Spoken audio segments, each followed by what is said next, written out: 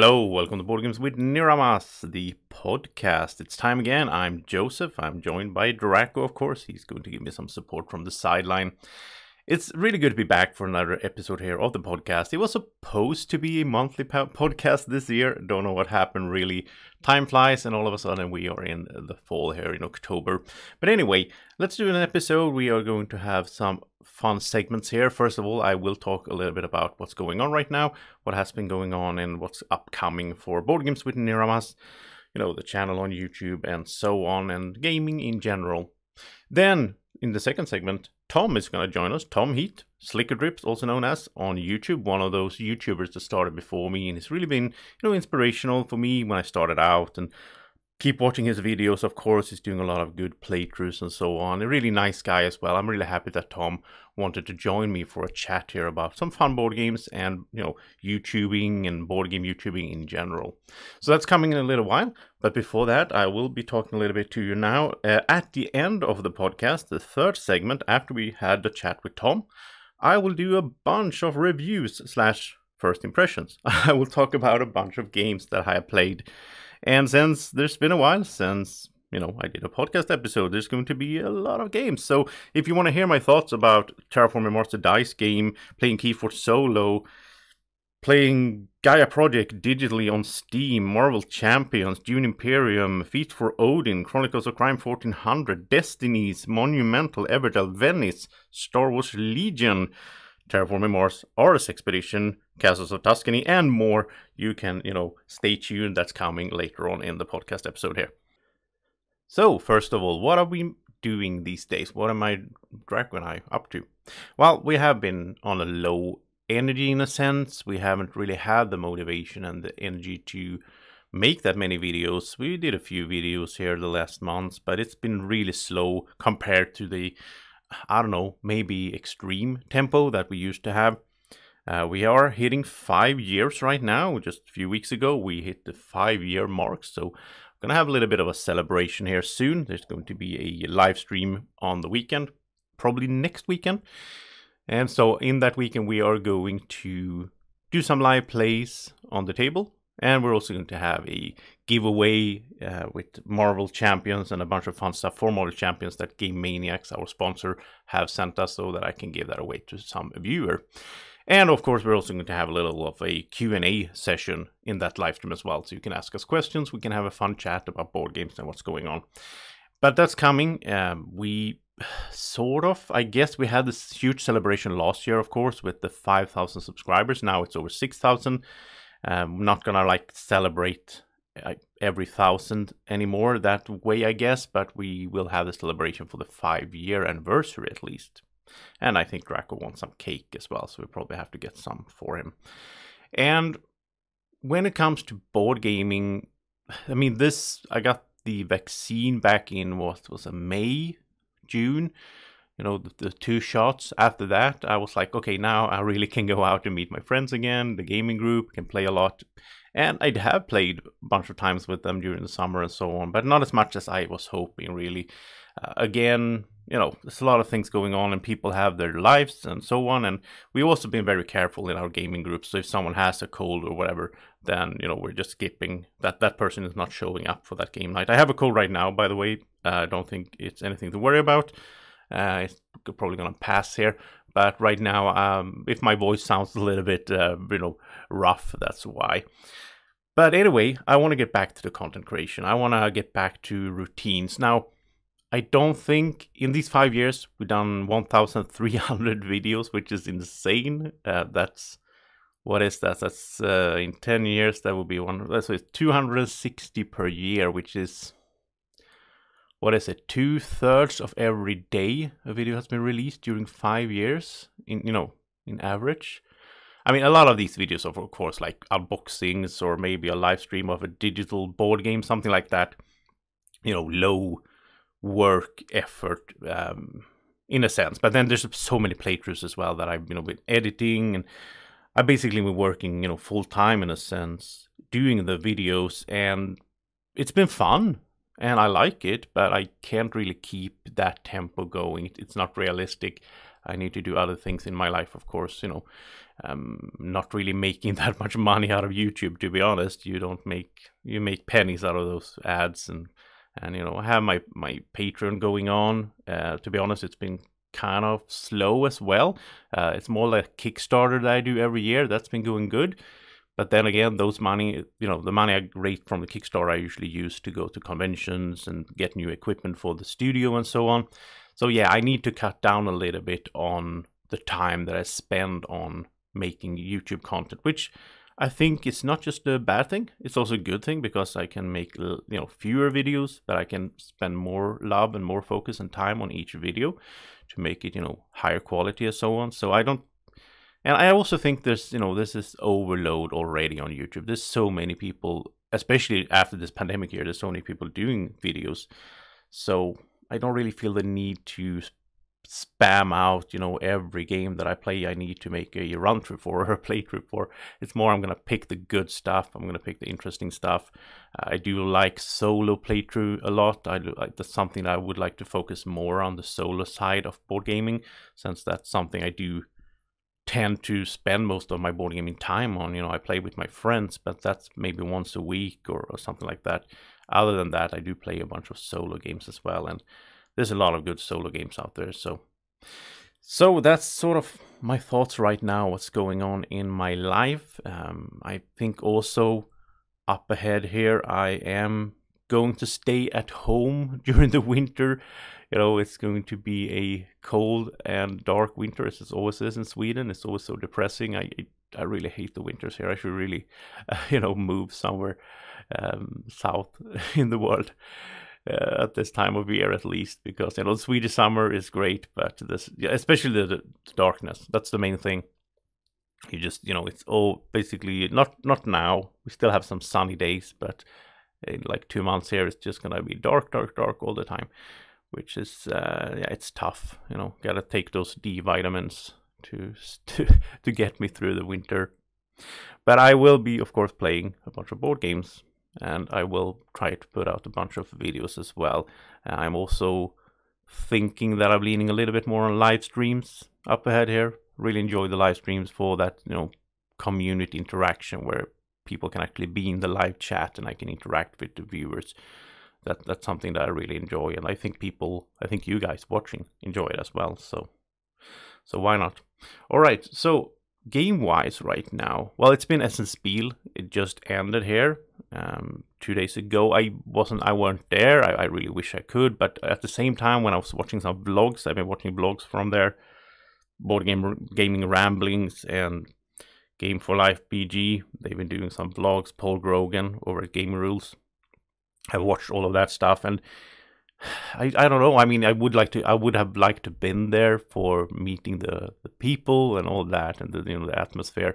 But at the same time, wearing a face mask all the time, all those, keeping distance, bunch of publishers that weren't there, the big ones from America and so on. I just felt like I wouldn't have. Yeah, I'm not sad that I didn't go, because it wouldn't have been worth sort of the investment of time and money. Travel down there with the hotels and everything, and the flights, and then I feel happy. I feel okay with waiting for next year. I hope next year is going to be a huge, good Essen Spiel experience back in. Hopefully the pandemic is over, and I can go there. And a bunch of my friends have already booked their hotels and so on. So I hope we can have a good Swedish gang there as well, and really hope to meet a bunch of you listeners as well down there next year. And during the winter here, so in November, there's going to be some Swedish conventions starting up, the Lincon and the Spelkonvent in Borås, which is two things that Lincon is my favorite Swedish convention, but it's usually in May, but they of course moved in now. And I would like to go there in a way, but at the same time, I don't feel comfortable. Like after this pandemic year and the isolation, I don't feel that I would be relaxing and having a good time. I would always have in the back of my mind that I need to be careful. If someone's coughing, then I, gonna get nervous. I don't know. I don't feel comfortable yet. So I think I will stay at home and hope for a spring where, everything is better and I can go to some conventions and so on. And then UK Games Expo is something I would like to travel to next year. That would be great. And of course, the Spiel and maybe even Gen Con as well, if possible. I will have my yearly Kickstarter postponed. Usually I have one each year, but I will not have one 2021. I will do it instead at the beginning of next year. So I will combine 2021 and 2022 basically. So I'll have it in February or March, and I will ask you to help me out with some funds so that I can go to some conventions and do some coverage on YouTube for a bunch of games and so on during next year. So that's the plan. Speaking of another plan, was Draco's Adventure, that my game that I designed together with Draco, that I was going to put on Kickstarter.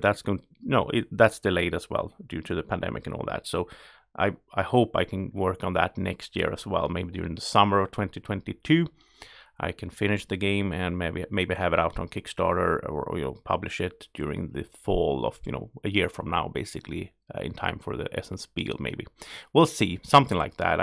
Most of the game is finished. I need to do the rule book. I need to do some finishing touches and so on, some balancing. I think there are some elements of the game that I think I want to modify a little bit from where it was. 2019, the game was supposed to be done, and I had it on Essen, and I had playtesting with some game designers and all that.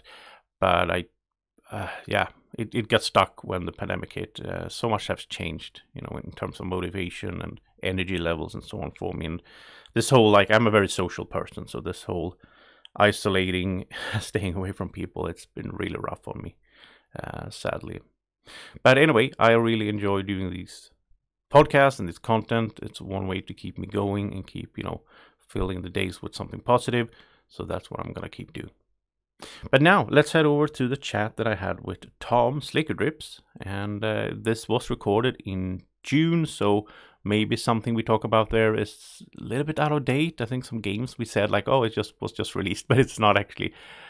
So just so you know, disclaimer there, I have been delayed and everything. So it is from June, but I hope you will have a fun time listening to the chat I had with Tom, and then I'll be back for a bunch of game reviews after that. So, hello to Tom. Welcome to the show. Hello, thank you for having me. So, I was going to introduce you, but I think it's better if you do it yourself. So, who are you and why are you here? Oh dear, I'm just a person that likes board games, and I get invited on things. Well, that's the criteria, right? Yeah, really. That's all you need to do to be a part of all of this. For a few years, I've been making videos on YouTube playing through board games. I should say it's called Slickerdrips. I should say that at some point. Oh yeah. Otherwise, I would expecting people to guess. Yeah. But yes, that's what I do. I play board games against a glass cat mainly. Oh yeah. Well, I mean, why not? But do you actually have a cat, right? The cat exists in. Yes, he's part of the streams kind of now. Well, he's ended up being the kind of mascot for the channel. Yeah. But yeah, he's usually curled up in a corner in the room that I'm playing games in. Well, I can really recommend people, I see all these pictures on Facebook groups and so on where cats are ruining people's games if they have them set up over the night and so on. Yeah. And I always recommend people to have a plush dragon instead because they don't really move around that much. Yeah. Glass cats are pretty well behaved as well. Yeah, that's a good one. I actually think you have the glass is made from. It's Jen, right? Jennifer Ham. Jennifer Ham, Rado's wife, who makes lovely glass things. That was before a channel of board games was ever thought of. I bought it for my girlfriend for a Christmas present. Just a lovely glass little interpretation of our cat. Yeah. And now she never gets to see that. Well, she can see it on videos. Yeah, exactly. Yeah. So I mean, I've been watching your channel for years. I remember. I don't know, when did you start? Do you remember that? 5 years ago now. I think. Yeah. Oh, it's 5 years and a month. I think it's the 27th of April, 2016. I remember because recently we did a little stream for the 5th anniversary. Oh yeah. Looking back through loads of the awkward old videos. Yeah. For that. I mean, basically, you started 6 months before me then, because I do remember seeing you. I watched a lot of Rado back then, and I think I saw your channel somewhere around that time when I started. So I started in late in the year of 2016. Yeah. And basically what you do, right? You have your style changed, would you say? Or I mean, you're doing 2-player I run think throughs, right? bits, yeah. Like it's 2 players or solo, Yeah. and the recorded ones are usually like with a handheld camera, and then there's an overhead camera that you can choose to watch, because some people get a bit seasick watching Yeah. the shaky camera. Even though I'll say I found a camera that quite nicely. I don't know how it all works, but it quite nicely moves when my hand moves, like the lens in it, Ah. to try and reduce that a little bit. But I know it still wobbles. But if it's a smaller game, then it's just like the overhead camera zoomed in a little bit more. If you can see it clearly, Yeah. it's nice to be able to, like, very, very jealous of all the playthroughers that get to use both of their hands for things. I'm so impressed by that because basically when I started, like in 2016, Rado was still doing his handheld. Yeah. And so that was how I started out. Just like I made one video of Castles of Burgundy. I never posted it because it was too shaky, but I tried it out, and yeah, I guess you get into it, but I mean it's really hard. Just Yeah. having one hand, just that is hard, and then Yeah, especially it's like tend to forget. But if you play something like a deck building game where Yeah. you need to shuffle Yeah, constantly, you start to realize, I really wish I wasn't holding this camera right now. yeah, I mean, that's so impressive. I mean, I just got a tripod and started doing it from the. But then again, my videos has for a long time has been like from the side a little bit, Yeah, and I think some people don't like that. So I tried to start doing more like straightforward. But it's also nice to have the ability to like. It depends, as you said, it depends on the game. If it's a small game, you can capture it all in one frame, then yeah, fine.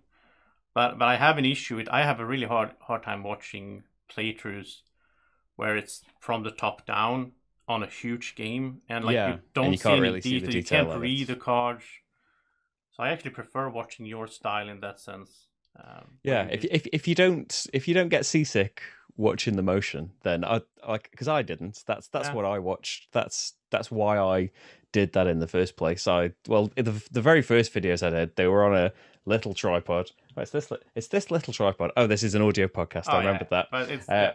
You've seen it though. Yeah. It's just a cheap £1 tripod thing that I have my phone on, and Yeah. so all the games that I played had to be specifically curated so they would fit in the frame size of like the cardboard box that I had this stood on. Yeah. Looking down, what games will fit in this? Mainly card games. So it's all like I'm pull so up and use the jealous card of. game and stuff.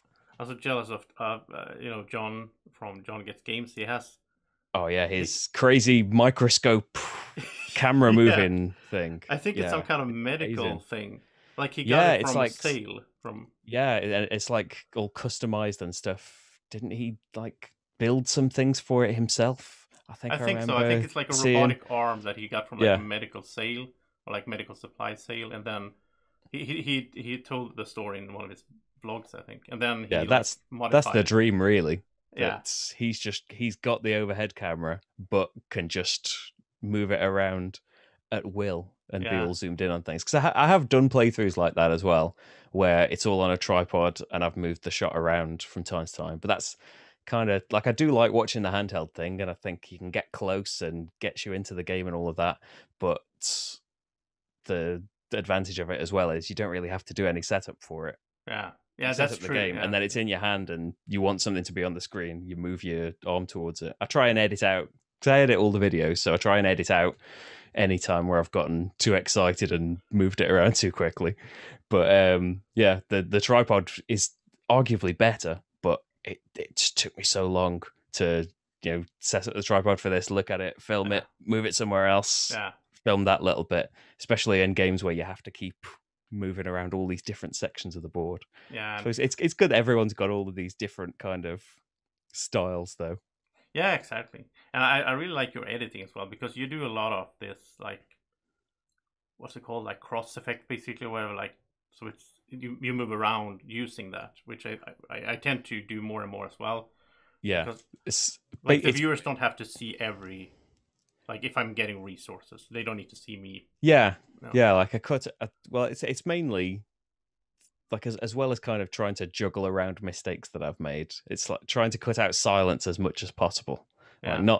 not so much that you cut in every couple of seconds, but as much as is comfortable and makes it flow nicely. Yeah. I think it's not my favorite part to do, but I think that it makes the videos a lot better than they would be extremely long and boring with like all the thinking time, especially in quite like a difficult game. If Yeah. you're playing it for 2 players and just getting lost in what you're meant to be doing in it, it's good that when you finally get down to the editing, you see this massive video start to come down in size to like maybe yeah. people will watch something this length rather than the 4 hour raw video.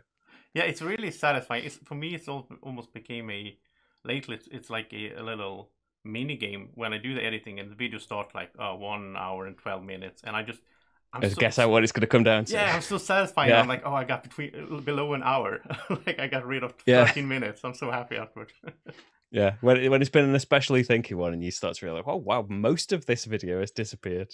Yeah, it's quite nice when it ends up all nice. Like Terraforming Mars solo playthroughs where I was like sitting around and just silence for like 30 seconds. Like you don't want to watch that. Yeah. I don't realize that it's happening as well when I'm recording the things. Like sometimes don't even notice that, oh wow, I was sat there for like 5 minutes or something, just not saying anything. Yeah. So how did you get into the board game hobby and all that? I think it was like I'd had a couple of. I always liked, and again, you can't see them. I've got some games still from when I was little. All of the main, things that would have been in Toys R Us, all Payday and Monopolies and stuff, and then for some reason just faded away from all of that. Well, probably like a lot of people just assumed that's board games. I've played them now. It's time for video games. Exactly. And then, and then I think there was like a bit of crossover at some point that we'd gotten into World of Warcraft, and there was a World of Warcraft board game, a great big one. I remember getting that, and my friends hating it, and just thinking, "Oh well, that's board games done then." But there was a shop like right in my town where I got that from, and for some reason at that time, never thought, it's full of board games all around me. Never thought for a second to look at any other one that's on the shelves and realize, oh, there's hundreds of these games already, and that would have been in like 2009, something like that. And then I think it was later on, it was like tabletop, I think was the big push. Like around that time, when I got that World of Warcraft game, I got Arkham Horror as well. I can't remember why, the second edition of it. And we enjoyed that, but it just got packed away. Never thought about board games for about 5 years. And then started watching tabletop. I don't know how we found that, but then started seeing they're having so much fun with all of this stuff. So we've got to get these games as well, and we will have an equal amount of fun, surely. With some games that worked. With a lot of them, we found, we don't have the exact same taste in.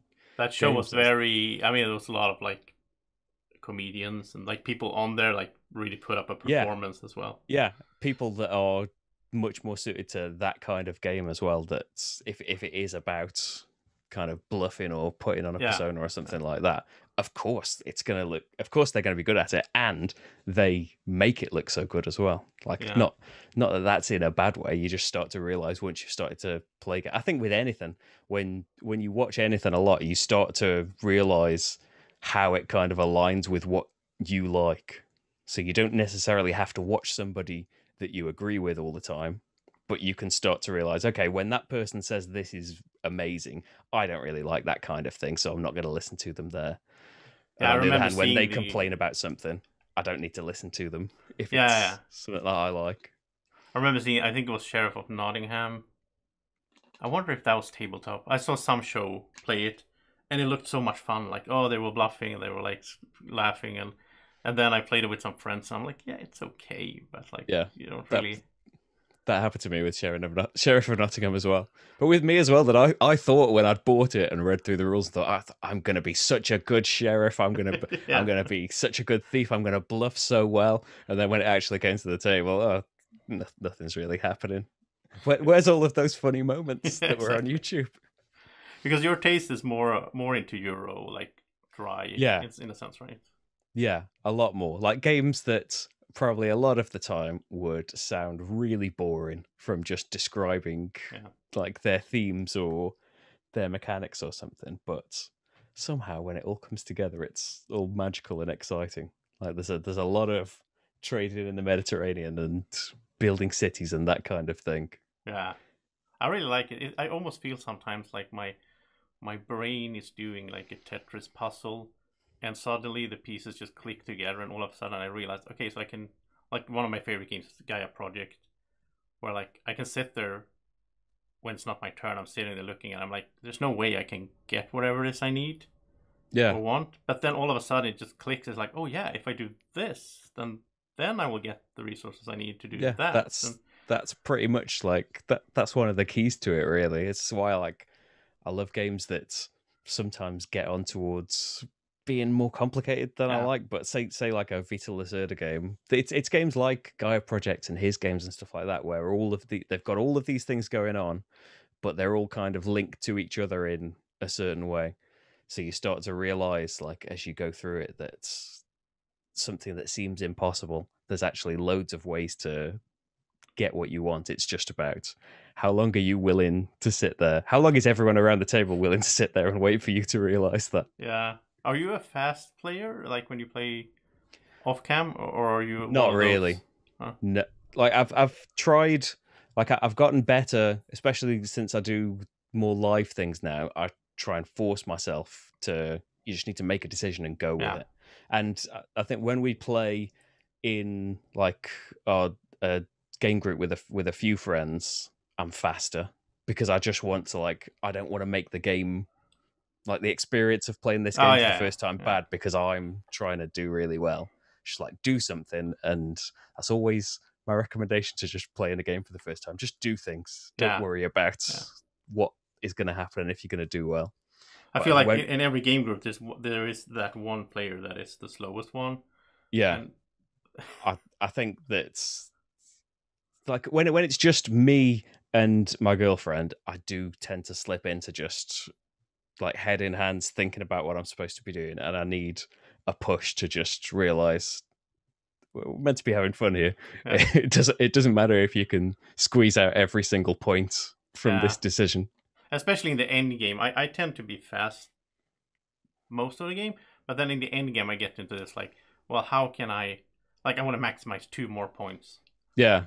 Like it's that like for a lot of the game, I suppose there's like millions of decisions and you can't really see where loads of them will take you ultimately. But then when it gets to the last round or something of a game and you see I've got X amount of actions, I've got X amount of money, when you've only got like say 5 options to Yeah, think of, that's when it starts to get into working out all of the little calculations to see, well, this would be worth half a point more. So it was worth thinking about it for 10 yeah, minutes. exactly.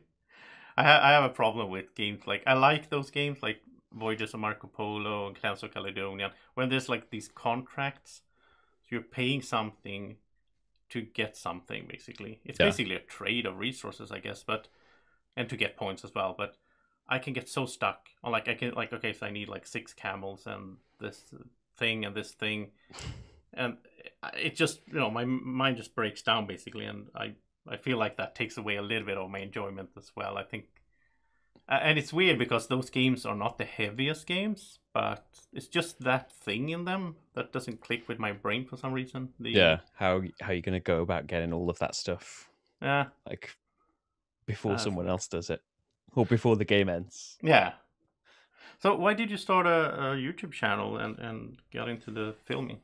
I think it was just boredom in the end. I think it's been really excited about games, but also I had a day off in the week and must have just exhausted every other doing thing. And it's I'd watched I don't know how long I'd been kind of really into games by that point and buying up far too many, which seems a common thing as well. Like you get really into board games, you buy all of the board games Oh because yeah, you yeah, have to play all of the board games, otherwise, like you might miss something that's amazing.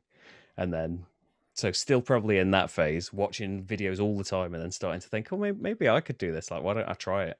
Yeah. And so that's why it was such a basic setup at the start as well. And I think the first one that I did was Castles of Burgundy, the card game, and I think that was just it had come out recently probably, and there wasn't many videos about it.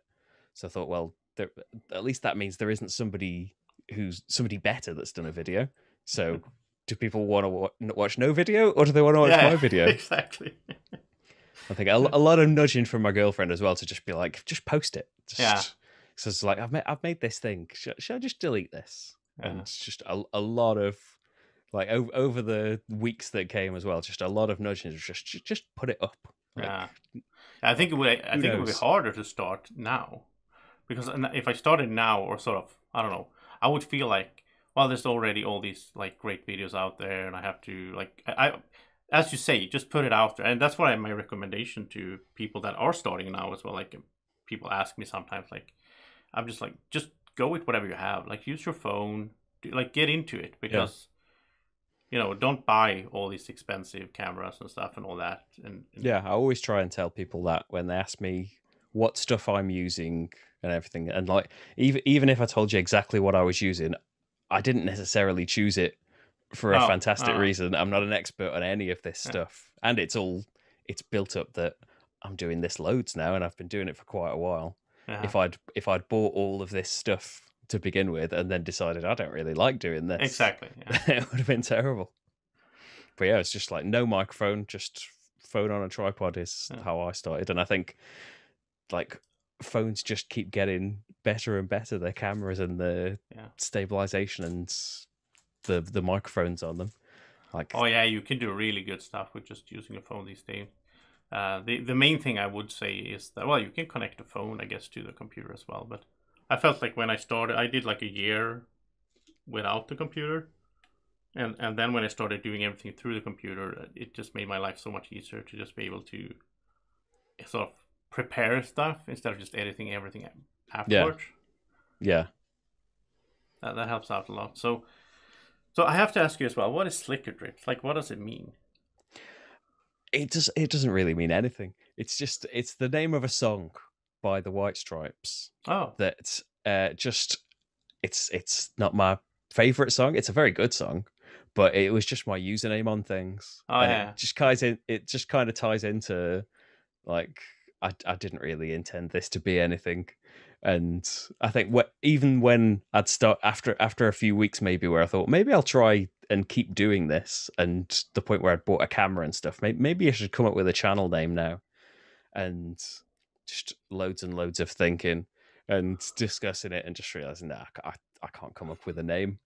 I can't come up with a name that I'm happy with at all. So it could just be Slickerdrips, which I think has turned out to be, I don't know how big a problem, but certainly for some people, it's been a problem that they do not like the name enough that they would not watch a board game video by that person. Well, I thought it was some British expression or something, but I don't even know what it means. It's got nothing to do with the song either. I always thought like, those raincoats that I think it's more like in American movies and stuff. Those yellow raincoats, they're slickers. Oh, okay. Slickerdrips. It's like water dripping from, I don't know. Like rain dripping? Again, it's got nothing to do with the song as far as I know. But that's my explanation. But I've since been told many times that it sounds dirty or something. It maybe does. And it's sort of the same for me with Niramas, which is just also a username that I used like since I was 15 or something on like internet. I think that like some of these things sound stranger, especially if you just if you're maybe not as popular as, I suppose none of the massive channels have got really weird names, but like no, I think it is. The Beatles would sound weird if the Beatles weren't the Beatles. Oh yeah, not that I'm saying that I'm the Beatles of board games, but I'm definitely the Beatles of board games, all rolled into one. But I mean, it's like and as you say, it's a problem sometimes. Like if I go to a big convention or whatever, and I tell someone what my channel name is, and they're like, what? Like it's not natural. It's not a natural word. It would be easier if I just called it like board game fan or whatever, like something that would just But then again, it wouldn't be as unique either, I guess. So no, all I could think about, and I always feel scared saying it, but I know that loads of lovely people that I've met and like and watch have got board game puns in their channel names. Yeah. That's all I could think of, and I really didn't want to use a board game pun. That's one of my main things as well. That I was unhappier using some kind of pun in the title, but could only think of like titles that were puns. So I was just trapped in that maze. Yeah. Just before I decided, just leave it as Slickerdrips and see if that works out. It's really brave. I didn't have the guts to do that, so I put board games first. so then at least it's like I was thinking the name has to include board games because people would search for board games. I should probably say it as well. I think I did at some time. Like I think I always start the videos just saying I'm Tom, so I don't say Slickerdrips anywhere in the videos either. Exactly. It'd help if I started them off. Yeah, well, it took me it took me like a year before I started saying my name in the videos. Yeah, I don't think I did any with my face in them either for quite a while. Yeah, I did. I wouldn't encourage people to go and watch them, but I used to do some reviews, like written reviews that I would then, I don't know, not read out, but I would do reviews, and I'd written the script beforehand. I think I maybe did 5 of those. I wouldn't delete them off the channel because I think it's cool that you can go and see some of this more awkward stuff. But I do think back to some of those videos that I made and kind of screw my face up at some of the stuff that I wrote in them. Yeah, they're on the channel. I can really connect with that, and like the weird. I started editing like 2-3 years ago. I started editing for real. Before that, it was mainly like, hey, here's a video, and just watching those now, it's like terrible. I'm like, why didn't I edit out all that weird stuff or all the ums and all this hesitation? That's a really, and I'm still not fantastic at it now, but that's a really hard thing to train yourself out of, not saying just like filler words and and ah all the time. I think I do it less now, but when I started, that's one of the, I was cutting out silences and trying to stop every 2 seconds saying all the time because it just sounded. And as soon as you start to notice how often you say it, it just gets really grating that every time you hear it. Oh yeah. Like if I just listen to the news now on the radio or something, I'm like, wow, they like interview someone in real life or like live, and it's so annoying to listen to because there's so many filler noise. Yeah. I've had to listen to so many times of myself making that noise. I don't want to hear it anymore. I heard Rado's latest podcast episode, and he talked about that he has like a note, like a post-it note on his camera that says just to remind himself that he's not supposed to say it. Yeah. It's a good trick. Yeah. All right. Well, I mean, we met once at Spiel in Essen 2019. Back when people could meet face to face. That was really nice. I remember those times. It was really nice just to have a chat with you. I mean, I think it was the Wednesday when it was really not that crowded. Oh yeah, when it's like still being set up and stuff. Yeah. I find that so amazing, that Wednesday there when you walk around, and like at the start of the day you can walk everywhere, but at like the end of the day there's like these plastic shrink and cardboard everywhere, so you have to climb over it. On like the Wednesday morning, it feels like, why am I here? There isn't even a convention. Yeah, exactly. There's nothing here. Why did I come so early? Yeah. But by the end of the day, it is practically ready. Yeah. There's still bound to be some people fretting because their things haven't been delivered. That's just gonna happen. But largely, it's all like there in all of its scary glory. So how are you planning for, like, I don't even know if they're gonna do a Spiel this year or not. I don't think they have decided yet. No, I'm not sure. It's on it, like the dates are on their website and stuff as if it's just happening. But I suppose, like everyone, you don't know what's gonna what the state of things is gonna be like in October. But yeah, I haven't got plans at the moment to go to anything really. I know that the UK Games Expo that's the end of July, I think, the very end of July. Oh yeah, that's they're coming gonna back run it, right? Yeah. in a much more reduced way, because supposedly that's when the UK is going to be fully opened up Yeah. and everything will have been ended, even though they've started backtracking on that a little bit now. Okay. Yeah. But yes, let's hope that by July it's Yeah. all sorted and able to go ahead and stuff. But I think I'm just feeling still not sure at this time. Just going to a thing like we're only just starting to go back to like restaurants and shops and Oh stuff. yeah. Yeah. Like it just felt a bit weird. Not people should go if they feel good about it, but we just felt at the time let's give it a little bit more time. And Yeah. even though it's been ages, because for the UK Games Expo it's in May usually, isn't it? Oh It's yeah. probably Yeah. it's probably been 2 June. years Yeah. since the last one. I think it's Yeah. like the end of May usually. I haven't been So there, but that was like my plan last year. Was the thing I looked forward to go there for the first time, of course, and it looked really fun. And but then again, that's one thing. I'm not going to go to anything this year. What I'm planning, even if they do run it, because basically, like, I feel like the fun of like the spiel is these crowds and all the people and everything happening. yeah. And how I picture it now, it's like, okay, distance between the people, everyone wearing face masks. It's not gonna be the same. It's going to be strange. Yeah. And I love the bring and buy at the UK Games Expo. Just a great big room full of board games stacked on tables that people have brought to sell. That's I love cool. going through that. A holdover from going to car boot sales and things. I love looking at that, and it's not going to be there. Understandably, it's a place where everyone was packed into a very small area, and I suppose loads of different people are bringing their things. But for whatever reason, that's not on in this this new one. So that'd be another shame as well. Yeah, I look forward to next year. Basically, if Essen did a bring and buy, it would have to be like an entire hall. It would be completely unmanageable. It would be amazing to see, though. Yeah, I mean, I would like to. We have a little bit of that in Sweden, like when we have mainly 2 large conventions every year, and then they have like auctions, so you can bring.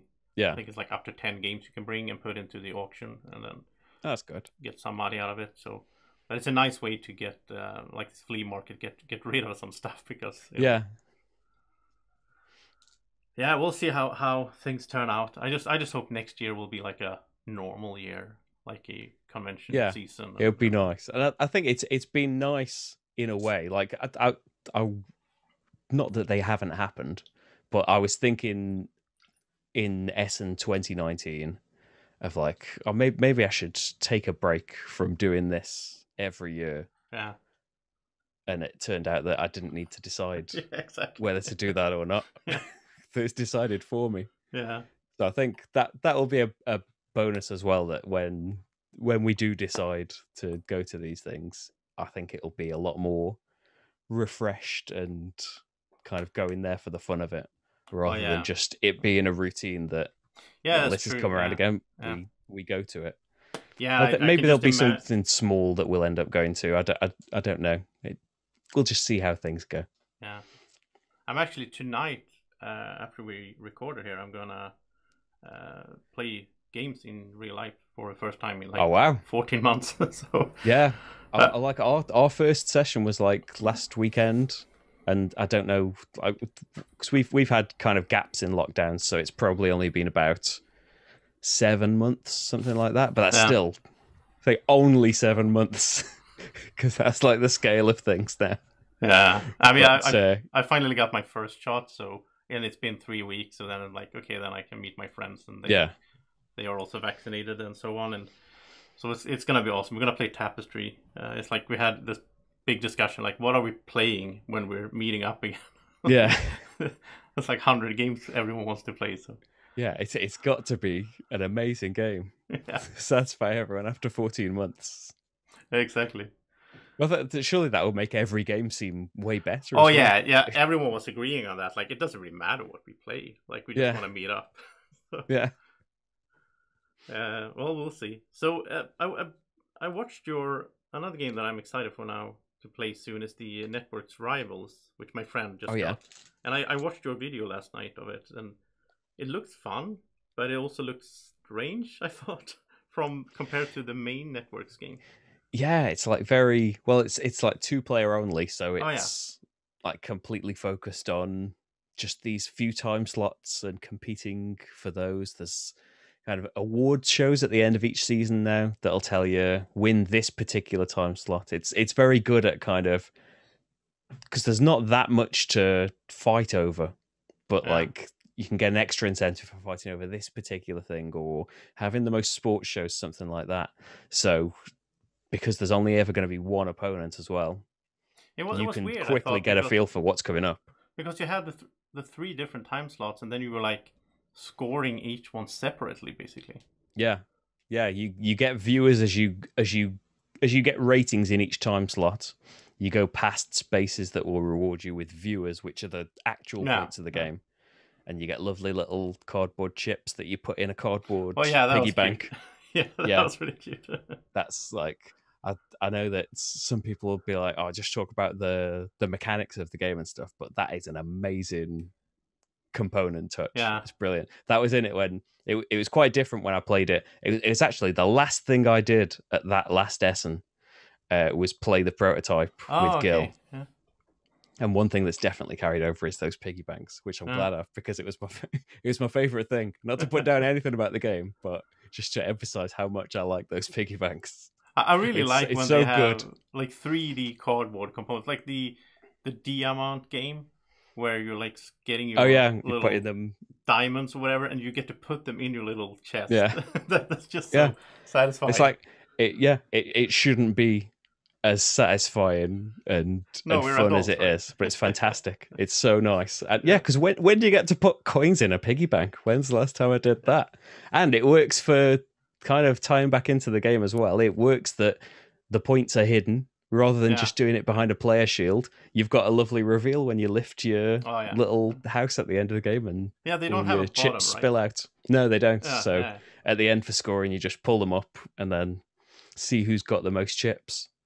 So it is like it's changed, I think, enough from the networks that it feels like a distinct game. Oh yeah.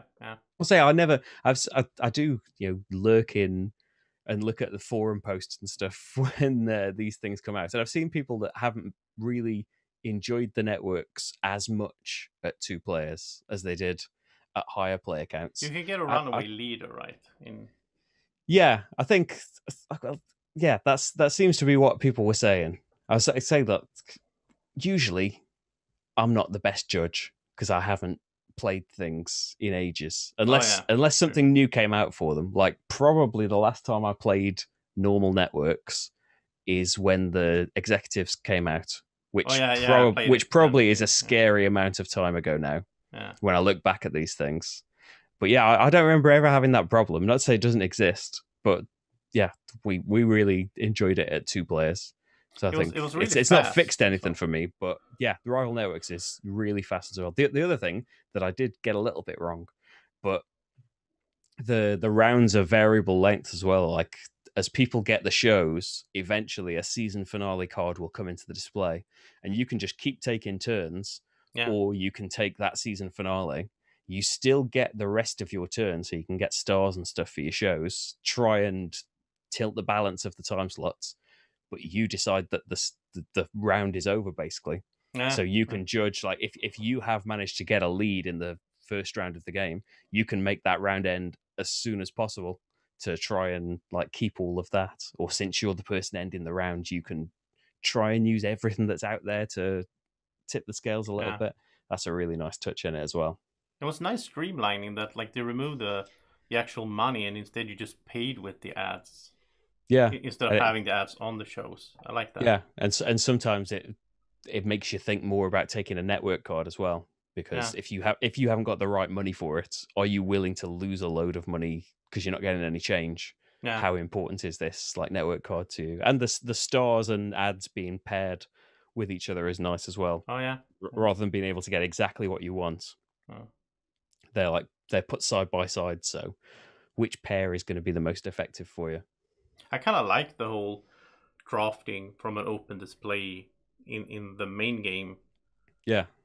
But then again, I understand that wouldn't transfer that great maybe to dual game Well, in that sense. you kind of do everything every turn in the Yeah. rival networks, rather than it's just taking an action, isn't it? In the networks, you can do just all take of one these things. card You can get a show, or you can get a star, or an ad, or something like that. So it's more structured a turn now, because you will always do that. You have to take a show first, and then you take a star and an ad, and then you can all through your turn you can do stuff with network cards if you want to, like play ones you've bought or buy new ones. So it's kind of it's changing it in that way as well, rather than doing it bit by bit and having to time. There's not so much of I hope that's still there when it comes back to my turn, and I hope someone doesn't take that action. There's a bit of that still, because you might really want a show there for a bonus, but yeah, you're going to get to do all of those things over the course of your turn. And well, I look forward to trying it. I mean, I really like the networks, the mini game. So yeah, I think it works really well, and it doesn't kind of like some 2-player things, like say Seven Wonders Duel. I'm not really into the fighting each other in board games, and Seven Wonders Duel was really disappointing for me, because I really like that we don't fight each other in Seven Wonders, and it's just abstracted out. Yeah. And so sometimes when it gets to be one-on-one in a 2-player only game, it can introduce like some more aggressive things in there. And the rival networks, I think it's got one card that's got some mild stuff on there, but it makes it really engaging and face to face without having to be, I don't know, you destroy the other person's TV schedules. You destroy them in the ratings. Oh yeah, I have a weird thing there where like I'm not a big fan of direct conflict in a multiplayer game, or like 3 or 4 player game. But when it's a 2-player game, I don't mind it that much. Like I love Seven Wonders Duel, because it's just there's no bullying. It's like me versus you. There's not a third player. There's no like ganging up or anything. Yeah, I see that part of it. But I would say as well that over these 6 or more years that we've been playing games now, that we've both gotten, I don't know about worse, we've both gotten more extreme about not wanting to fight each other in games. And so I am kind of, whenever I say it about particular new games that come out, I'm always ready for the responses of, what are you talking about? That's not mean at all. Like I tried to say in the video, like, we're weird in that way, or we're special. But you're playing a lot with your partner, right? That you live with. Yeah, if it's 2 players, I'm probably playing with her, and she doesn't like we don't want to do it to each other, and don't really want it done to us either. Yeah. So it works well in that way. There's some games that, I don't know, a lot of our games are kind of pretty neutral on that, but there's some that have got a bit of conflict in them that we keep around, because we know if we play it, we're never going to do any of those things. Yeah, they're kind of ones that we wouldn't really take to like a game night. Then some games, I feel like if you don't want to do the aggressive move, then you're sort of missing out a little bit. Yeah, there's some games where it just ruins it, and that's a kind of thing where when I get kind of emailed about doing a game and I read through the rule book, that's often one of my questions about, like, it's got this aggressive thing in it. Now, when we play it, we're not going to do that thing, and we will both know that the other one isn't going to do that thing. Will the game still work? Will we ruin it? Because if we'll ruin it, then there's probably not any point in me talking about it. Have you played anything else lately that you really, made an impression on you? I have been playing Hadrian's Wall quite a lot. Yeah. The new Flip and Fill game from Garfill, who publish all the West Kingdom and the North Sea. Yeah. Everything. So this is a different designer, Bobby Hill, a new designer. But it's kind of like everything that I like about filler roll and write games, something that's full of combos like Genshin Clever or something like that. Oh. But it turns it into a great big hour-long thing where you've got 2 great big sheets in front of you, and you get a selection of Roman meeples at the start of each round, decide where to spend them.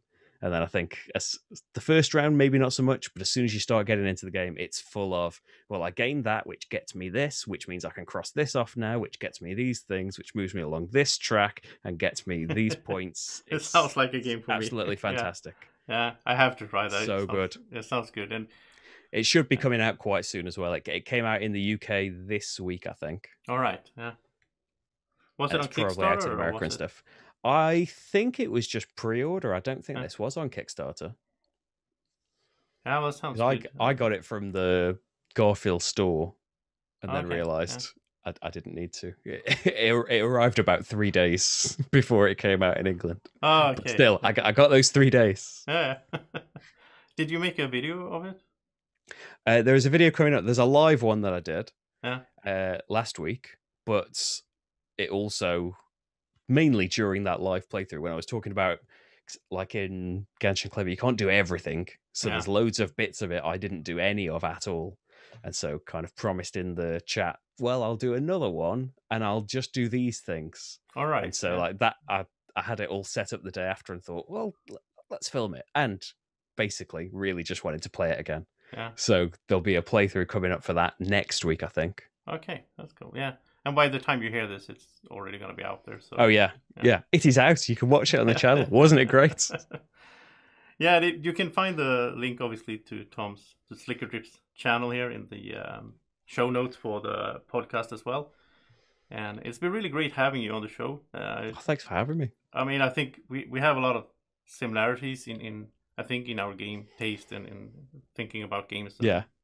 And I mean, we could probably sit here and talk for a lot longer without. Yeah, cancel the first game night in 14 months. Oh, yeah. You were talking to that guy off of YouTube. Yeah, exactly. Well, so yeah, I look forward to checking out. Well, I'm going to check out your live stream of Hadrian's Wall as well, because it sounds really nice. I really like I've been thinking about that, actually. Like, I like roll and rides, but I feel like a lot of them are just too fillerish. And I've been thinking about that. They should include, like, roll and write elements into a board game, in a sense. Yeah, I think this is because there's like Roman roll where it's got like a central board that uses that. We're all kind of dry wiping buildings onto that board. It definitely uses roll and write, but in a more unique way. And not that Hadrian's Wall isn't unique, but it just instantly made me feel like I was playing something like Genshin Clever, which I love anyway. Yeah. But like you say, I wish this was a bigger than like playing a solo game of it. It's like 15 minutes, something like that. Okay. Especially if you're playing on the app, Genshin Clever is crazy fast. Oh yeah, that's insane. But yeah, like Hadrian's Wall is like the meeting thing. It's 2,000 games of it. Oh, Genshin Clever, on my phone. Oh wow. But it's basically like when I'm watching TV, it's automated by now. You don't even think, I just do it. It's like I already scored, like, I don't know, somewhere over the 300. So like I'm not even chasing my score. I don't even know why I'm playing it anymore. It's just a habit now. Yeah. It's just there's a third one coming out as well, isn't there? We played the second one and enjoyed it. I think the third one's on its way. Yeah, I think the second one is pretty cool as well. What is it? I don't remember the name now. Doppelt so clever. Oh yeah. Is its German name? I can't remember. Double S clever. I don't know, something. I can't remember what the English. I think the English version is like "That's so clever." Is for the first. Oh yeah, it's the first one. I can't remember what the second one's called. I should remember. Like, have to change. I have to remember to go back and change the names of some of my videos. It's like they're all like old German titles. I realized when I did a playthrough recently for Quacks of Quedlinburg, and realized like it was all based on my original video for it when it came out was all the German title because that's all there was. I thought, like, I wonder if like people have been missing this video because what's like the Quacksilber de Quedlinburg. Yeah. It's like Baron Park. Well, but Baron Park is still called Baron Park, right? Yeah. Yeah. Which is kind of weird because you have a air in there, which the English people don't use. Yeah. All right. Well, thank you so much for joining the show, Tom. Thank you for having me. By the way, if you want to see more of Tom, or like, if you want to see us play against each other, we actually did a Wingspan digital play a while ago, which didn't turn out that well for me. But you can go watch it. It turned out fantastically for me. So spoilers, you can go watch that and see me get destroyed in Wingspan, which is a fun game anyway. All right. Thank you so much. And let's head on to the next segment of the show. All right. So we're back for next segment here, the last of the podcast, even though this is going to be a long one. But thanks so much to Tom again for joining the podcast. It was really nice having the chat there with him. I hope you enjoyed listening to it. So now let's get into the review section. We're going to do reviews, or I don't know, first impressions in some cases. Some of these games I played a bunch of times. Some of them I just played once. So yeah, I'll tell you for each game. But let's get started here with Terraforming Mars, the DICE game. So this was a prototype, of course. This game hasn't been released yet. It's probably going to show up in, foreseeable future here. And this was a prototype that I got from Fricks Games, of course, the publisher and designer here, Jacob Frixelius and his brothers. And I did a solo playthrough. I did a 2-player playthrough with Draco, so you can go check that out. I also played it with my friends. I played it on 4 players as well, and on 3 players as well, I think. Really enjoyed it, I must say. I like Terraforming Mars, of course, but the DICE game, it's like a smaller version. You roll dice, you use the dice as resources, and then you're trying to basically build out cards. So you have cards in your hand and so on, and then you build out the cards using those dice resources, and then you can get more dice by doing production. You can increase your production of dice by building out these cards, like production cards. You have the events, you have your corporation with a special ability. A lot of things are, you will recognize a lot from Terraforming Mars. But I really enjoy this version. I mean, I like the simplicity of the dice game, but at the same time there's a lot of depth. There's a lot of strategy, and I played the solo. I really enjoyed the solo mode. I thought it was really brilliant design, where you have this timer and you need to, of course, terraform before the timer runs out. I talked to Fricks Games recently, and I heard that they have changed a few things in the game, so it's not going to be exactly like the way when I played the prototype, and I played a previous prototype as well, or 2 iterations, I think. So, but you can use those videos if you want to check out how it runs, mainly, and then there might be some, smaller changes and so on before the release. I hope it's going to be released next year, but I don't have any information on that. But Terraforming Mars is the DICE game. That's something you should really look forward to if you like Terraforming Mars, if you like, the system and the theme, but also a smaller, more accessible, easier to put up on the table, get started playing, and it's quicker than the main game. So it's not going to replace the main game in any way, of course, but it's a good addition to the Terraforming Mars family, absolutely. Then I also played Keyforge Solo, and there's 2 different print and play versions of Keyforge Solo that Fantasy Flight Games put out there this year, free to download, and then you can you have to print it, and then you have to put them together, do some cutting of and putting them in sleeves and everything, and you get a deck of Kraken, which are you're fighting against. There's 2 different bosses. I only played the first one, to be honest. The second one I haven't played yet. I have everything set up for it, but it's really cool. I mean, I love Keyforge. I haven't been playing Keyforge that much, of course. It's one of those games that I prefer to play. Well, most of the board games I do prefer to play in physical form. But the Keyforge, you can play Keyforge online. It's a non-official site. The Crucible Online, which I did for a year or 2. I played a lot of Swedish Cup and all that, and really competitive. Now I kind of got away from that. I didn't have the energy to keep going in that, but then playing it solo, or you can also play cooperatively, which is also really cool. So again, I made videos for this with Keyforge, where I played together with Draco, and yeah, really cool system. It's basically you fighting a boss, and the thing is though, what the boss is doing, the boss is not forging keys, but the boss is progressing just like you do in Keyforge in a very similar way to how a player would do it. So it really feels like you're playing against a player in a sense. It feels like Keyforge, which is the most important thing, right? It's not just here's a solo variant so that you can simulate an opponent. This is actual. It's not a story, but it's a little bit like a story thing. You're evolving, you're playing against this boss, and he's evolving as you go and getting stronger and stronger. You need to beat it before it beats you. So really good system. Can really recommend Keyforge Solo if you like Keyforge. Then I played some Tapestry a while ago as well. I went back to Tapestry Solo. My plan was, this is back in, I think, May. My plan was, as I always, I'm really good at planning stuff, but I'm, most of the time I'm not as good as planning them as performing them. So I was planning to do a new set of Tapestry solo playthroughs, because there was an expansion last year, right? So I played Tapestry with the expansion in solo mode, and it was so cool. It's really cool. It's like a campaign with different scenarios evolving. So much fun. I really enjoyed it. I will at some point do videos of that as well.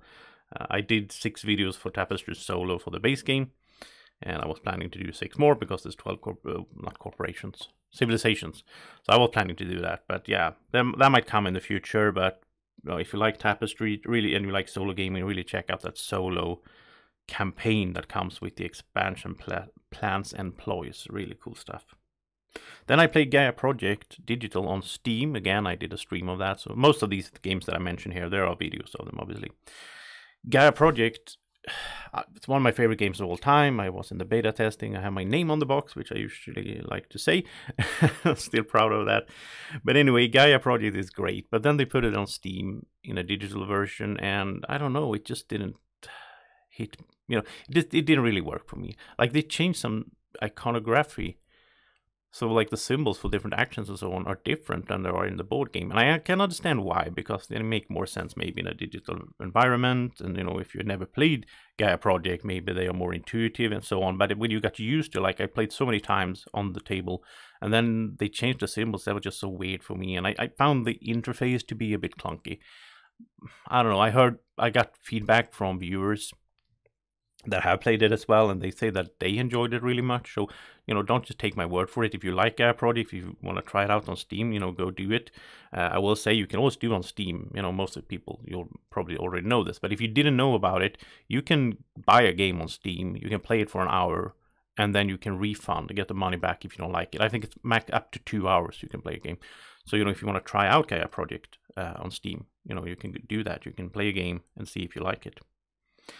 Then next one up here, Marvel Splendor is something I played and filmed as well. I never been a big fan of Splendor. I know a lot of people love this game, but I must say, if you're gonna play Splendor, I enjoy the Marvel theme more. I like Marvel, and it sort of made sense what you were doing in the game with the Power Stones and fighting Thanos.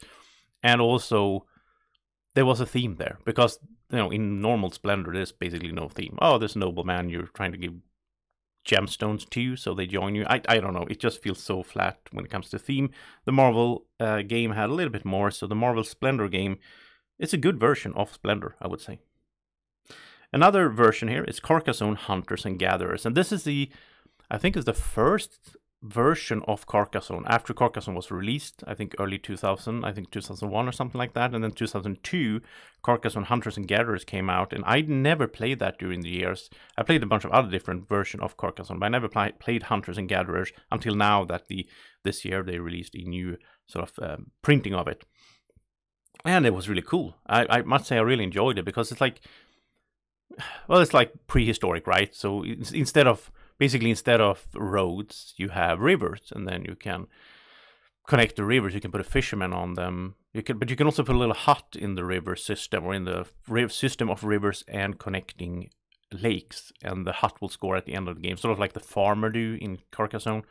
So you can claim a river system. You also have some mammoths and some animals out there, and a little bit interesting interaction there as well, where you have this what's it, wolves? No, lions, I think it's lions, where basically if you're building up a bunch of land space that you have claimed with hunter, and in there's a bunch of deer, and you're going to score 1 point for each deer. But then I can add a tile to your sort of connecting to your area. Now I can't add my own hunter, right? Because of Carcassonne rules. So you're already in there. I can't add one, but I can add a tile that has a lion on it, and that lion will go eat one of your deer. So I will sort of negative interaction there a little bit. It's not that much, but I like the twist there to it. So I can really recommend it. It looks really nice as well. If you like Carcassonne, really check out Hunters and Gatherers. Speaking of Carcassonne, I also played the 20th anniversary edition that came out this year, which is basically Carcassonne with a few different expansions in there. It's like the river, what's it called, inns and cathedrals. But it also has a new expansion, which is the 20th anniversary expansion. I don't think it's called anything else like that. Really cool, where it adds these little arrows on some tiles, and depending on how you place them, if you place them so the arrow points at a other tile, then you're gonna get one of 3 bonuses from the tile that you just placed, which is really interesting. Like a bonus where you can all of a sudden place a meeple somewhere on the board where you already have one. So you can get, like in a city, maybe you and someone else have 1 meeple each in that city. You can all of a sudden plop another one in there, and you take control of that city before it's finished. That's a really cool bonus effectors. And also Carcassonne 20th Anniversary Edition has this like glossy, almost like foil, I think it's called. When you have it on cards, like magic cards, and so I think it's called foil, but like a glossy finish to the tiles, so it looks really nice. It's like, the light hits the tiles and it's like glowing up. Really cool stuff. If you don't have Carcassonne, then I recommend you get it, because it's a great game. It's one of the classic board games which still has a lot of I really like playing it still. And if you're gonna get it, get the 20th Anniversary Edition, because it looks great, and it also has some fun expansions already in the box from the start. Then, for the first time this year, I played Marvel Champions. Marvel Champions is a game that, when it came out, like I think 3 years ago, I was intrigued. I think it came out the same year, though, that Keyforge came out. And I really, went all in on Keyforge. And, Fantasy Flight Games, here's Keyforge, and here's another game called Marvel Champions, where it's a cooperative game. It's Marvel, and, hand management and all that. A little bit of like pre-deck building, stuff like that. At that point, I was way more interested in Keyforge. But I played Marvel Champions a bunch this year. It's so good. I got most of the stuff. I don't have the new Thanos expansion, which I would like to get, but I played it solo. Such a good solo game. I played it on 2 players. Works great. I haven't played it on more than 2 yet. I would like to try it on 3, but yeah, Marvel Champions is such a good game. It's one of those games that really struck me there. Speaking of which, I forgot to mention this in the first segment of the podcast, but I am working right now on my top 100 games of all time. I am going to do that list again, just like I do every fall and winter. So before Christmas, it's going to be 5, or actually it's going to be 4 episodes this time. It's going to be 4 times 25 games. In the last segment with the 25 games, I will also have my friends Andreas and Mats on there, just like they've been for the last 2 or 3 years. And we will share our top 25 game list. So a little bit of a spoiler here. Marvel Champions is definitely getting on that top 100 list because it's so good. Speaking of good, another really good game that I played this year that came out last year was Dune Imperium. Now, Dune Imperium is a game based on Dune. I have no real connection to Dune. I never really watched those back series, read the book or anything, but I really enjoyed Dune Imperium. It has a bit of take that elements in it, but it's basically deck building combined with area control and worker placement. So you play your cards, just like Lost Ruins of Arnak, which is another game I played this year. I already talked about that in the podcast, I think, back in, some time ago. But in Dune Imperium, you're basically like, well, you can use the card to either play it in order to use it to place a worker somewhere to get the effect of the worker, or you can keep the card, and at the end of your round, basically, when you say you're done, you pass, you reveal your cards, and you get all the resources that are on the card. So there's a lot of these decisions. Do I want to play this card to put a guy out there, or do I want to keep it in my hand because I want the thing on it, like a resource and effect at the end of the round? And then you're also fighting each other like an area control battle, which is not really feels like a battle. It's more like a really Euro-y. It feels almost like an auction. You're like auctioning on how much you want to put in this auction, and whoever gets in first place gets something, and second place gets something, depending on the player count and so on.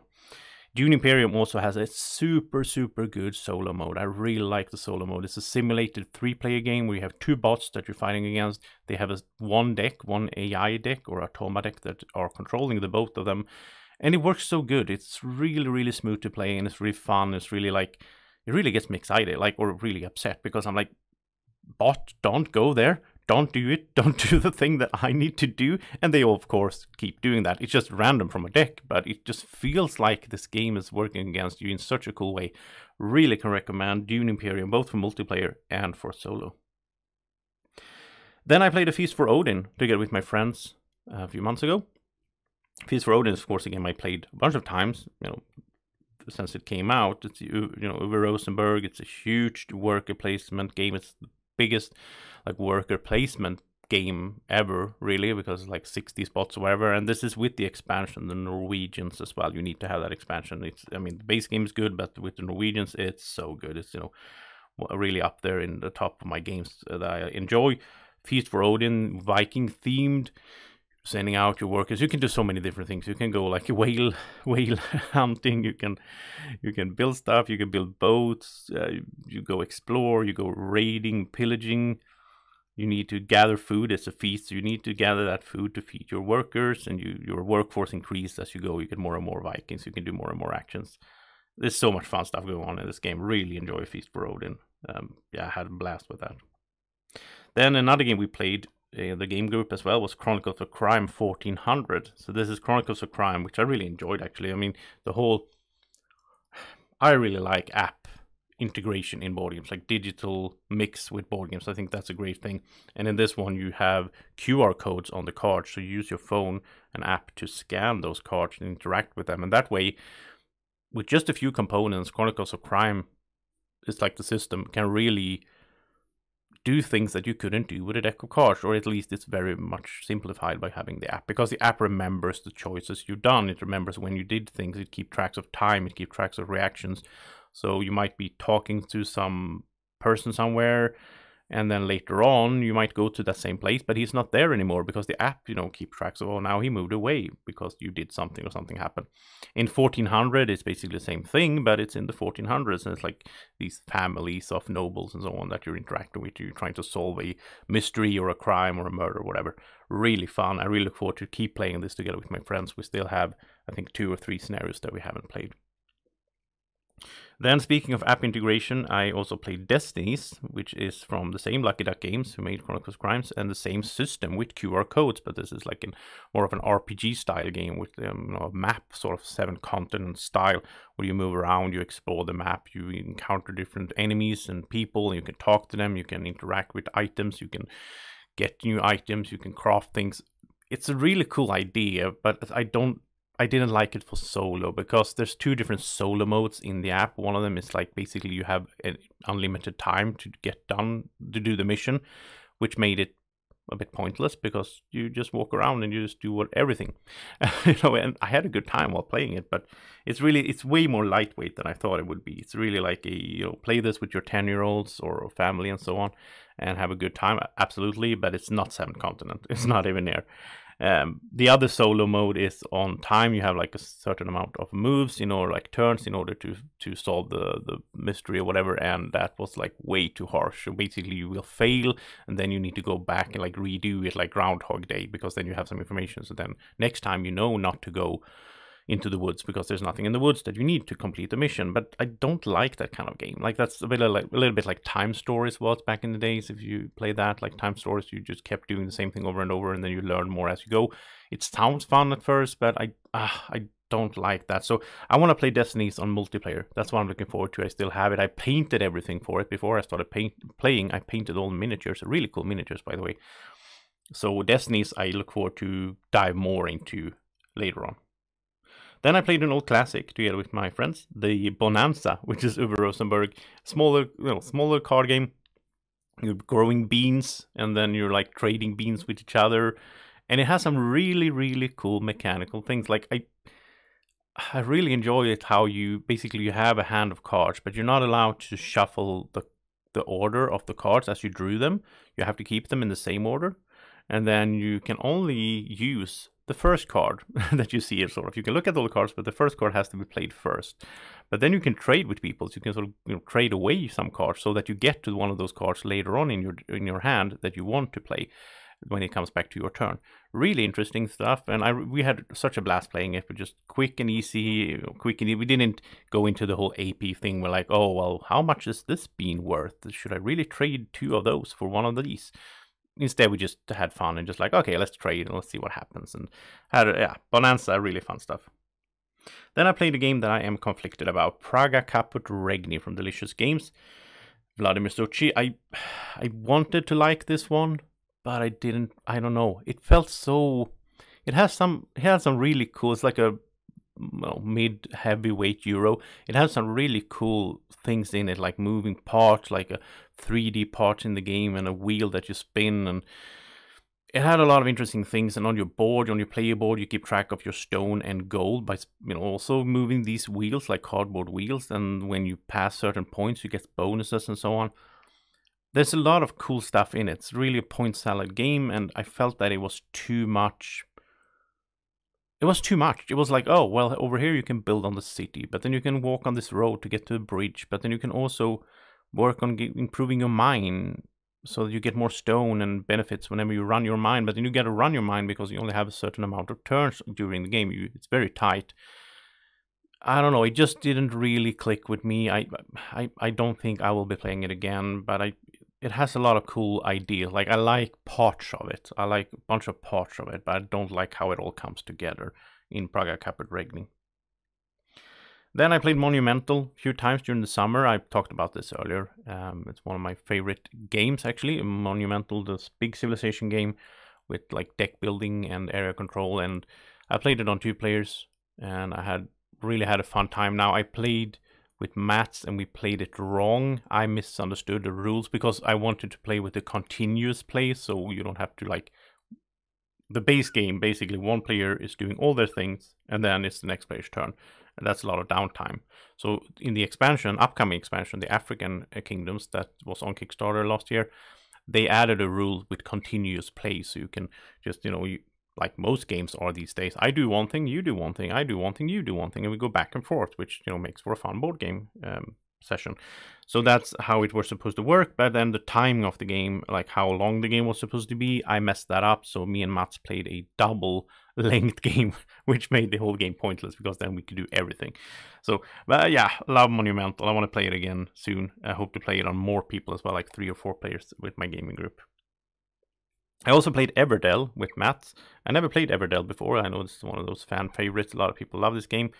And I really enjoyed it. I thought it was really, really fun. We played with like 2 expansions. I don't remember exactly which ones. Spinecrest maybe or something. Pearlbrook. I don't know. Really fun game with like tableau building and worker placement and all these cute little animals and really cool components and great artwork. I really liked Everdell. I want to play that more. Absolutely. Then I played Venice, which was a huge disappointment. I was looking forward to this. I heard this was going to be a really good pick up and deliver game, and I don't really, I haven't really played any pick up and deliver games that I enjoyed. Well, mainly Saya, but that was like, I don't know, years ago. I played Saya, and that was just one part of Saya was that you could do pick up and deliver. There was a lot of other stuff going on in that really cool space game. But in Venice, you're like going around with your little boat, and then you're sort of investing by putting guys into different buildings, and then you can activate those buildings later on and pick up cubes in your ship, which is really cool component. You put the little cubes in your ship and then you drive around and you deliver them to do contracts. But we played this on 4 players, and it was one of the worst game experience I had ever. It was so terrible because one guy was like basically doing really good, running away. He had like double the points of everyone else at the middle of the game, which is a bad thing for a game, I think. I don't think games should allow that to happen. There should be mechanisms in the games to see that that doesn't happen, because otherwise the other people feel like, well, what's the point? We already lost. And also his turns grew huge because he was making so much money and so much points and so much everything, so he could just keep going, because as long as you have money you can keep going on your turn, because you can pay to go further with your boat, and then you get more stuff because you activate more buildings, and it just snow rolls. And it was so frustrating. On my turn I could do like 2 things, that's like 3.5 minutes, and then I was done. And then now it's Andreas' turn, he's gonna do this for 15 minutes, and then it's 2 other players and I gotta sit there and wait. I almost wanted to leave and just go home at that stage. It really terrible experience. I will never touch Venice again at all. Sorry. Maybe this, was a fluke. I don't know. Maybe you had a good time with it. I know Rado talked about it and he loves this and he's like praising this game. I don't understand why. Of course, he's been playing on 2 players with his wife. Maybe that's a different kind of experience, because then it's not so much downtime, right? When you're 2 players. Oh, yeah, I was so frustrated. I don't even want to talk anymore about it. So that's Venice. Then I played something that was not a board game. I played a miniature game. I'm not a miniature gamer, usually, but I am a huge Star Wars fan. So my friend Keith has Star Wars Legion, and he has like painted and cool, terrain and all that really cool stuff. And he invited me for an evening where we played against each other, and it was so cool. I really thought it was really cool. Like, there's some things with miniature gaming that I have a little bit of a hard time getting around. Like, it was really long and it felt like it just kept going and going. But at the same time, I did have a good time, and it's a complex game. There's a lot of like effects, and this effect, this keyword here on the lightsaber when he's standing there is going to do this and that. And the first time you play that, you're not going to understand everything. So I was a bit confused, and I felt like I didn't really have any control at some points during the game. But I had a good time, and I would like to dive more into that. And I would not get it myself though, because that's so much invested time and money to just get all the miniatures, build your armies, paint it, get the terrain. It's not gonna happen. But I'm happy that I was able to play it and try it out with someone that already has all of the stuff, and I hope that we can play soon again in Star Wars Legion. Then I played Terraforming Mars Ares Expedition, which is this card version, but yeah, card game out of Terraforming Mars. And I had my hopes were high. I was really excited for it, but it was really a letdown for me, I must say. There was some fun parts of it. It's like Race for the Galaxy, so you're like picking a phase that you want to activate, and then everyone gets to do that phase, and you're hoping to someone else will pick a phase that you need as well. And that's fun. That's the whole interaction of the game, right? That's fun in Race for the Galaxy. But in Terraforming Mars Ares Expedition, that was the only interaction with the whole game.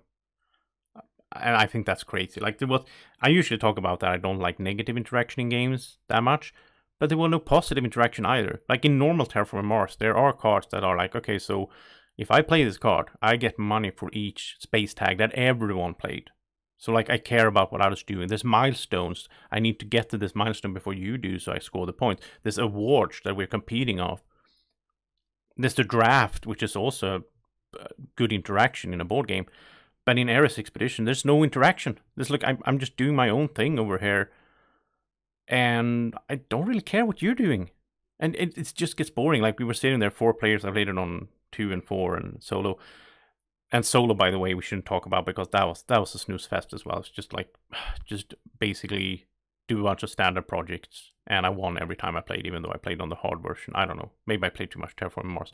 But anyway, the multiplayer it just doesn't get that interesting. There's a lot of cool cards. There's a lot of cool like corporation effects and card effects, and you have like actually drawing cards is one of those like productions. So you can like get better at drawing cards when you do production, which was a cool idea.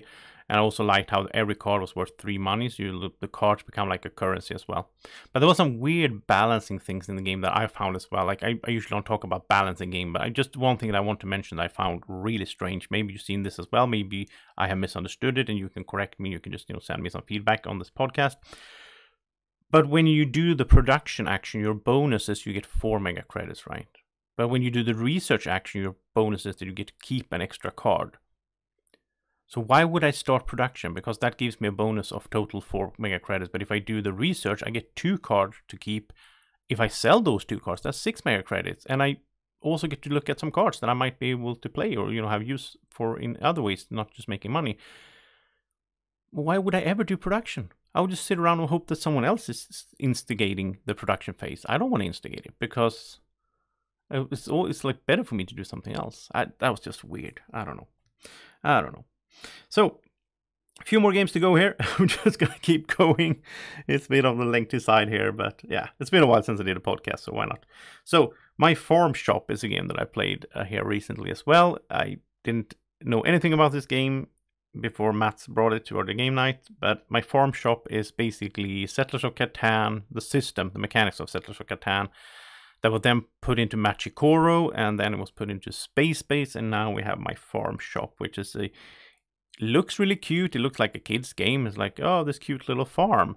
But it's actually a heavier version of all those other games I mentioned that has the same system where you roll dice and then everyone gets something depending on what number you roll, depending on where you have invested. In this case, you roll 3 dice. You take one of them to pick a upgrade for your farm.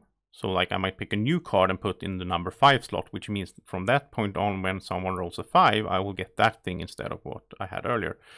The other 2 dice I use to get things. Like if I have a 5 and a 2, that's 7, then everyone gets their number 7, and we will have different because we invested in different cards to put on our number 7 board. It was fun, but it was almost a bit too thinky, because it was you also had this like bags of wheat or flour, And you can use those, you can spend those kind of like costs of Burgundy, like a worker. You can spend those to count to increase or decrease a die value by 1. Or you can spend multiple of them to decrease several steps. And that became really thinky, because then it's like, oh, do I want my number 6 or my number 5? Or I could spend 2 bags and get down to number 4, but if I get number 4, it became almost meaty, which I just felt weird for the game, because the game is such a cute little game. But then, I don't know. But I enjoyed it. I might play it again. I don't know. My farm shop. Then we played some Dominion. Not going to go into that too much. I just love Dominion. We had such a great time again. We just played different scenario, like setups, and just had a blast. And I won a bit as well. I usually don't win in Dominion, so I was happy about that. Such a good deck building game, Dominion.